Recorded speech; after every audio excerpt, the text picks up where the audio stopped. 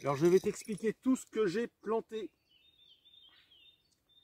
Là tu viens de me voir mettre des pois chiches. Hop. Et maintenant je vais te montrer. Je vais passer derrière la caméra. Avant je vais arroser.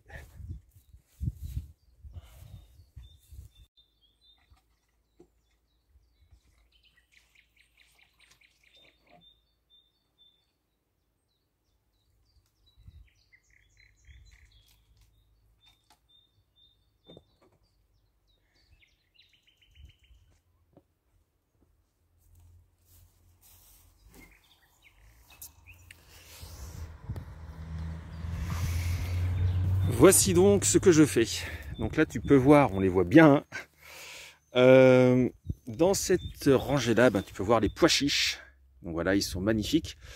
Petits pois chiches qui vont bien pousser. Donc là j'ai fait une rangée de pois chiches là, une là et une là. Et au milieu des pois chiches, là j'ai mis une rangée de carottes, une rangée de betteraves et de nouveau une rangée de carottes. Ce qui fait que voilà, il y a des plantes qui vont monter plus, des plantes qui vont monter moins. Moi, ce qui m'intéresse, c'est que c'est des plantes dont je ne vais pas avoir à m'occuper. Et c'est vraiment intéressant pour ça, je trouve. Et puis là, sur ce qui reste à côté, donc ici, je vais remettre encore des pois chiches. Je pense que je vais faire 2 ou 3 rangs de pois chiches encore. Et je sais pas quoi d'autre à côté, peut-être encore des carottes aussi, parce qu'il en faut. Et également, je vais mettre, alors ici, ça va être, alors ou les patates, toutes les pommes de terre, et puis là peut-être des patates aussi après, plus tard, où je vais garder de l'espace, je vais voir, voilà. Mais l'idée c'est de mettre sur toutes ces surfaces-là, c'est de mettre en fait des plantes dont je n'ai pas à m'occuper et que je récolte en fin de saison. Ce serait pas mal du tout. Et alors au bord, tu vois, au bord de ces carrés potagers, enfin de ces longueurs potagères, je vais mettre des petites fleurs. Donc là, on m'a donné des plantes, c'est super. Là, j'ai un lilas que j'avais mis. Et puis entre, là, j'ai mis des dahlias. Et puis je vais mettre d'autres fleurs, voilà, histoire que ce soit un peu joli, que ça fasse sympa. C'est absolument génial. Enfin, il pleut. Là, c'est une vraie pluie. Ça faisait des semaines et des semaines et des semaines qu'on n'avait pas eu ça. Donc voilà, ça tombe bien. Là, j'ai planté des patates, j'ai fait plein de semis. Regarde cette pluie. Ça tombe, ça tombe.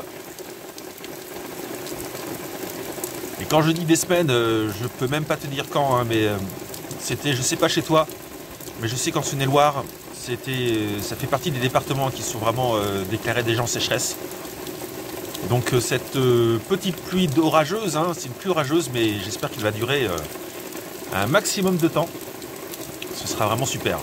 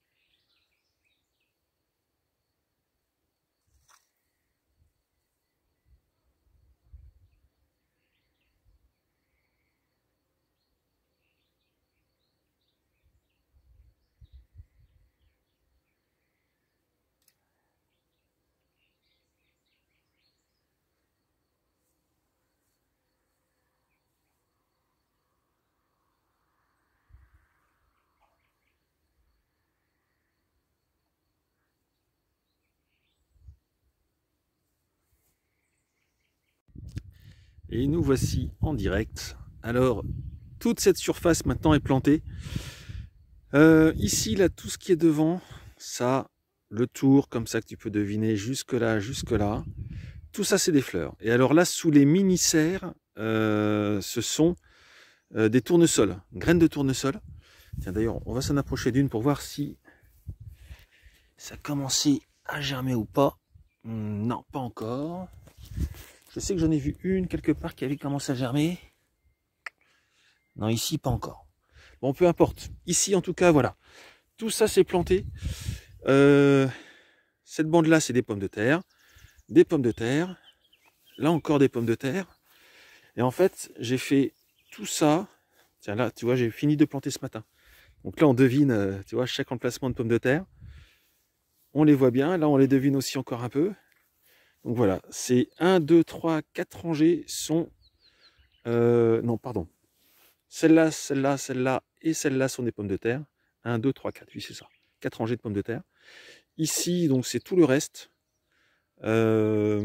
Carottes, etc. Et donc, là, tu viens de le voir, hein, je viens de planter les chayotes. Alors, les chayotes, eh ben, écoute, c'est chouette, maintenant elles vont pousser. Elles sont dehors et sincèrement, là, je n'ai plus peur des gelées. C'est un des avantages, hein, c'est que la météo, eh ben, voilà, nous signale si gelée il y a ou pas. Donc, tu vois l'avantage de cette structure, comme ça, c'est vraiment, alors c'est simple à faire déjà, et ce qui est sympa, c'est que bah, ça va me permettre là de faire monter, là c'est un mûrier ça. Alors ce mûrier, tu vois, il est très sympa parce qu'il pousse, on me l'avait donné, il reprend, et là, eh bien, je vais avoir un bébé, parce que naturellement, bah, souvent ils ont tendance, tu vois, là celui-là par exemple, on voit qu'il avait commencé à faire une... Puis moi je l'avais tiré un peu au printemps avant qu'il gèle, même, enfin il gelait encore après, et ce qui fait qu'en fait, bon bah il était mort au bout. C'était pareil pour celui-là, parce que voilà, je faisais un peu de ménage. Mais donc là, celui-là, il est dans la terre. Donc là, je vais le laisser un peu s'épanouir en terre. Et comme ça, quand il va repousser dans l'autre sens, eh bien, ça va me permettre de replanter un mûrier quelque part. L'avantage, c'est que c'est un mûrier qui fait des bonnes mûres, grosses mûres, et sans épines. Donc ça, c'est plutôt top. Et la deuxième chayotte, la blanche, donc, qui est posée là, et avec encore un beau réseau de racinaires. Et donc après, avec l'avantage, tu vois que les ficelles, eh ben, elles permettent comme ça aux plantes de s'accrocher, donc c'est plutôt pas mal. J'aime bien ce système-là.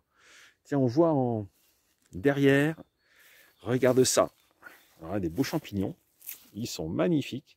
Et là, j'ai fait une petite récolte de poireaux, j'ai décidé là de tous les récolter, donc voilà, ils sont là, je viens de les récolter. Et à côté, là, j'en laisse 4. Je laisse un petit rang de 4 petits lots, pardon, de 4 poireaux. Et là, je vais les laisser monter en fleurs, ceux-là. C'est l'idée, j'ai envie d'avoir des fleurs de poireaux, je trouve ça absolument magnifique. Et en même temps, vu que c'était, on va dire, mes plus beaux poireaux, celui-là est un petit peu plus fin, mais franchement, les autres, ils sont vraiment énormes. Ben voilà, ça va faire des bonnes graines de poireaux, logiquement. Alors ici, on peut voir bien les plantations qu'a fait mon fils il y a ça, une quinzaine de jours. Petits pois, alors j'avais dit de les rapprocher un peu plus, bon, il les a mis un peu loin du grillage, c'est pas grave, après je vais les guider pour qu'ils aillent jusqu'au grillage, les petits pois. Petits pois qui sont en train de bien démarrer. Là, des haricots qui démarrent bien aussi. Donc ça, c'est plutôt cool. Tout ça, ça va bien monter à l'assaut du grillage. Ici, tu peux voir les fèves. Donc là, les fèves, ben, ça y est, elles se développent. Elles commencent à bien monter. Donc ça, c'est vraiment super. La tanésie. Donc la tanésie, ben voilà, là, voilà, ça fait des petites fleurs jaunes par petits bouquets. C'est très, très joli. Donc moi, j'aime bien. Et l'autre jour, d'ailleurs, je m'étais inversé dans les noms. Ça, c'est la tanésie. Et ça, là, ça y est, quand je t'en parle, j'oublie le nom, mais c'est pas la tanésie. ça va me revenir après. Les petits pois qui poussent, regarde, alors là, ça y est, ils montent à l'assaut du grillage. Donc ça, c'est génial. Ça y est, ils s'accrochent. On peut voir, tu vois, les petites tiges qui viennent s'accrocher au grillage. Donc je suis super content d'avoir trouvé ce grillage là dans les dépendances. Ça me fait un super support. Bon, bah ici, tout continue de bien pousser, hein, c'est vraiment génial. Et alors, de l'autre côté, là, il faut que je t'emmène là-bas, que tu vois ça. Eh, au fait, là, c'est une énorme joie. Je te montre ça au passage. Et alors là, comment je suis content, c'est ceci.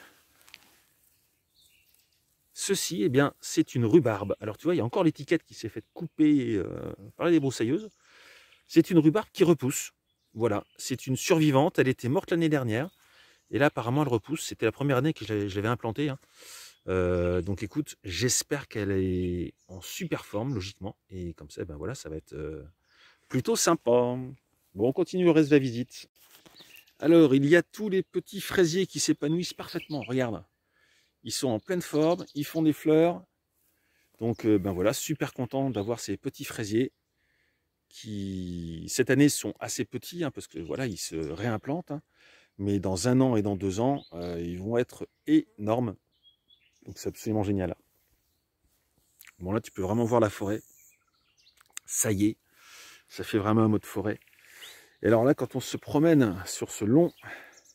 Là, c'est un petit peu sauvage ici, hein, mais en même temps, j'aime bien, moi. Ça fait de la verdure. Alors là, j'ai aussi un miracle qui est arrivé, c'est le chou. Regarde ça. Ça, c'était donc mon chou de Banton, le même que j'ai... que je te montre le bon, le même que j'ai là. Voilà, celui-là. Et en fait, le chou de Banton, eh ben, écoute, celui-là, je ne sais pas pourquoi, il est monté comme ça en hauteur. Alors, à la base, je le croyais mort, moi. L'été dernier, il était complètement mort, il avait complètement disparu. Et là, va savoir pourquoi, au printemps, il est apparu. Et par contre, il est monté directement en feuilles et graines. Donc, je le laisse faire parce que je trouve ça très très joli. Même si on peut faire des boutures de choux, ben, moi je vais laisser mon temps en graines, puis je laisse en fleurs et puis en graines, ce sera très bien. Ça me fait plaisir de le voir ainsi, et puis c'est sa vie, hein, il avait décidé ça.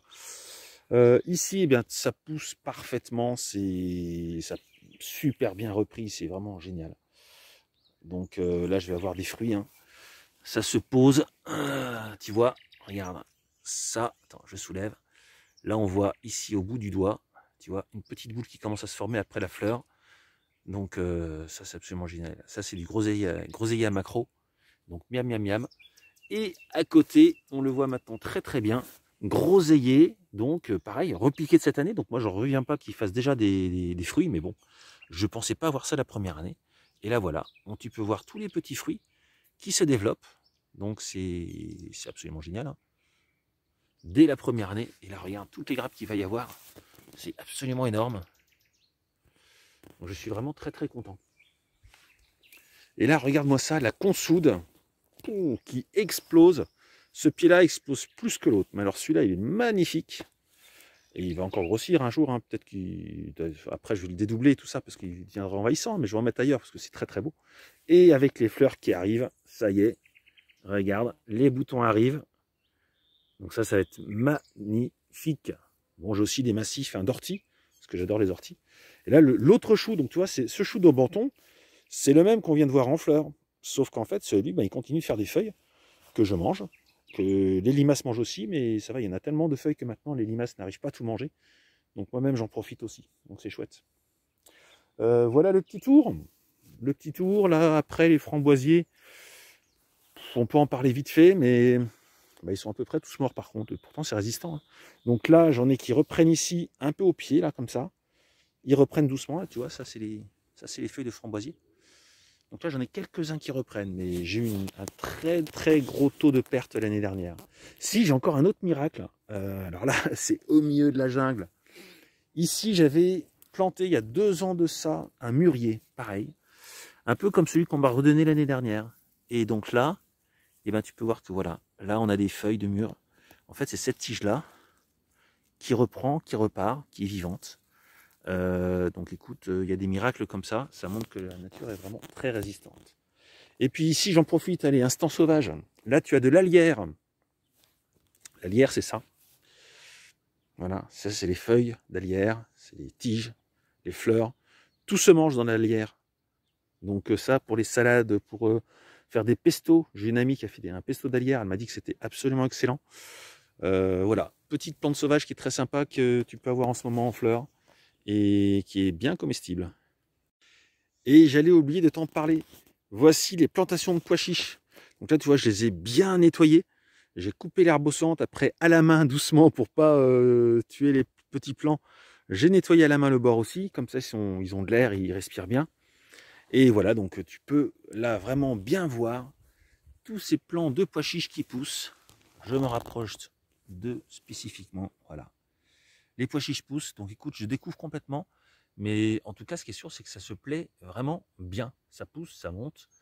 Donc voilà, on continue de suivre l'évolution des pois chiches en Saône-et-Loire, même si on peut se dire que c'est un pays peut-être un peu frais pour le pois chiche, mais écoute, au moins il risque pas de manquer d'eau en théorie, par rapport au sud en tout cas, hein, là, logiquement. Donc à voir comment la production de pois chiches va vivre en Saône-et-Loire. Voilà pour cette vidéo du dimanche.